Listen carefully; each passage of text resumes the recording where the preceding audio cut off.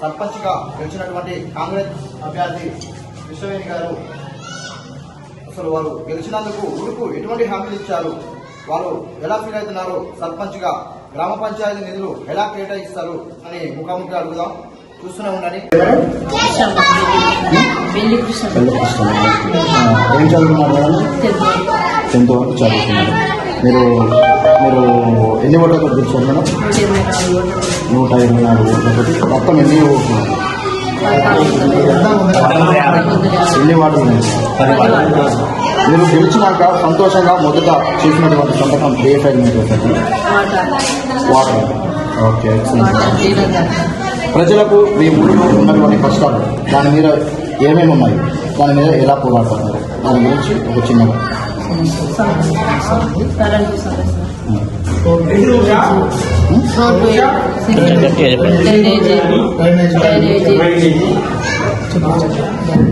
లైట్లు, ప్రజలకు సేవ చేయడం, సమస్య ఏదున్నా తీర్చడం. గ్రామ ప్రజలు ఎంతో ఉత్సాహంగా మద్దతుతో ఉండి మిమ్మల్ని గెలిపించడం జరిగింది. మీరు ప్రజలకు ఎటువంటి హామీలు ఇచ్చారు, ఏం చేయాలనుకుంటున్నారు ప్రజలకు? మెయిన్ మాకు ఊర్లో సమస్యలు ఉంటుంది. ప్రతి సమస్య ఏదున్నా కానీ త్వరగతిన సాల్వ్ చేయాలని మేము అందరికీ హామీలు ఇచ్చాము. ఏ సమస్య ఉన్నా మెయిన్ మాకు డ్రైనేజ్ సమస్య బాగున్నదండి. ఊళ్ళో సీసీ రోడ్లు కానీ ఇంకా కరెంటు కూడా బాగా సమస్య ఉంది. ఇలా అవి సాల్వ్ చేస్తామని ప్రజలకు మాట్లాడుతున్నాం. ఇంకోటి ఈ పేద ప్రజలకు ఇల్లు కూడా కట్టిస్తామని హామీ ఇచ్చామండి.